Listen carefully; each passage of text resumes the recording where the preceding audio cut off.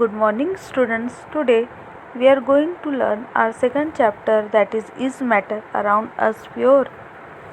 In this chapter, today we are going to learn about first non-metals, second metalloids, and third compound. So, first we see about non-metals. Non-metals are those that always gain electrons and forms an ion. Means non-metals are those elements which have tendency to gain electrons to form negative ions during chemical reactions. Non metals मतलब वो होते हैं जिनकी tendency क्या होती है electron gain करने की, क्योंकि उनके पास जितने इलेक्ट्रॉन होने चाहिए उन्हें स्टेबल होने के लिए वो उनके पास नहीं होता, इसलिए वो इलेक्ट्रॉन गेन करते हैं ताकि वो स्टेबल हो सके, इसलिए वह एन आयन बनाते हैं। एन आयन पे जो भी एटम होते हैं उस पर हमेशा नेगेटिव चार्ज होता है, for example chlorine, bromine, iodine. Next we see physical properties of non metals. Non-metals are liquid or gases.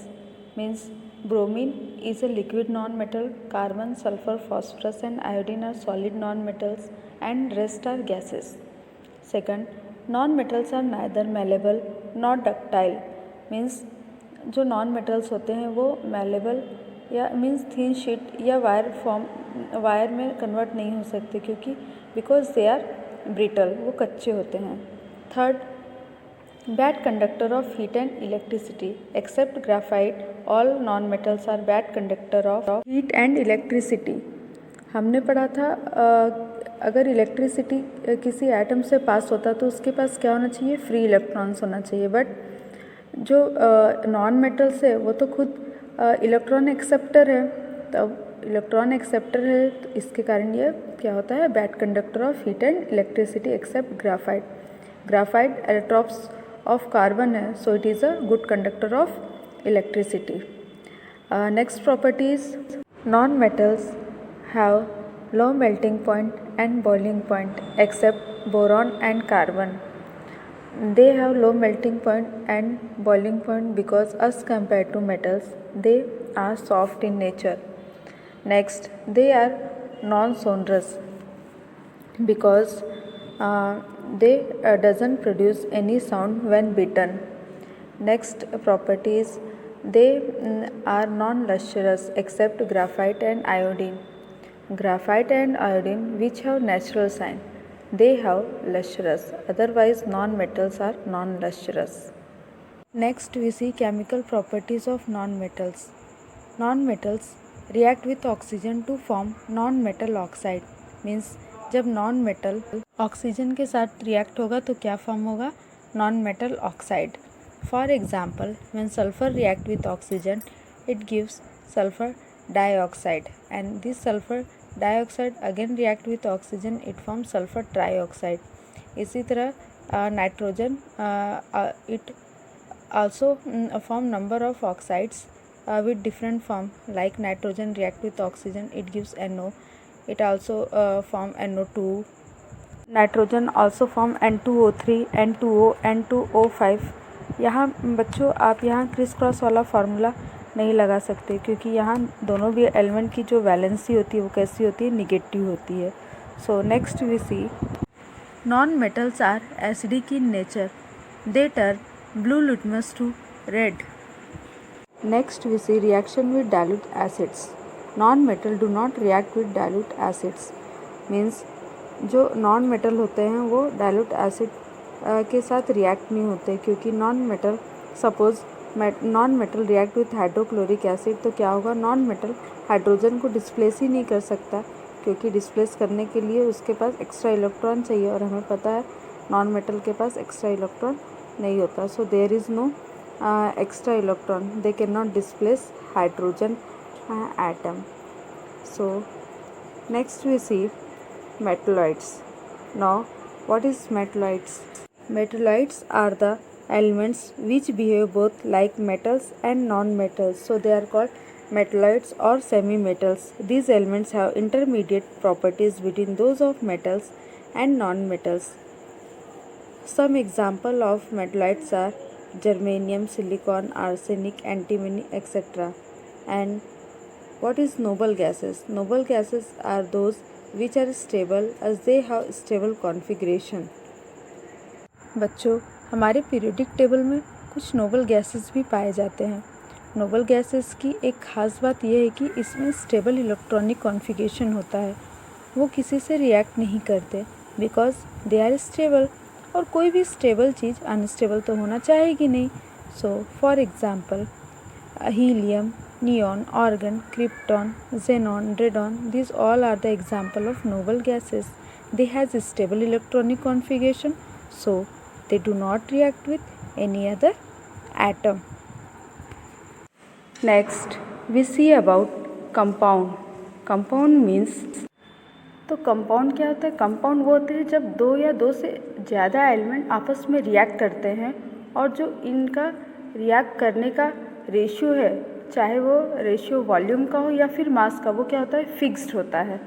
तो उसे हम क्या कहते हैं? Compound means a pure substance which is made up of two or more elements combined chemically in a definite proportion by mass is called a compound.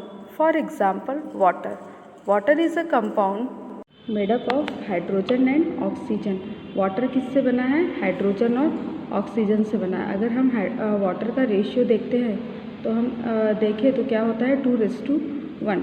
अगर हम hydrogen का मास देखते हैं तो हाइड्रोजन का मास कितना होता है? 1। ओके, एंड ऑक्सीजन कितना होता है? 16। तो यहाँ पे हाइड्रोजन कितना है? 2। तो so we write here 2। Okay, अगर अब हम इसका मास निकालते हैं तो 2 8 जा 1 जा, हम कह सकते हैं इसका कितना मास है? 1:8। Okay, so water is a compound made up of hydrogen and oxygen in the ratio of 1:8 by mass. Okay, इसी तरह अगर हम कार्बन डाइऑक्साइड देखते हैं तो कार्बन डाइऑक्साइड का जब अगर हम मास निकालें तो कितना होगा? 3:8 होगा। Here one chart is given.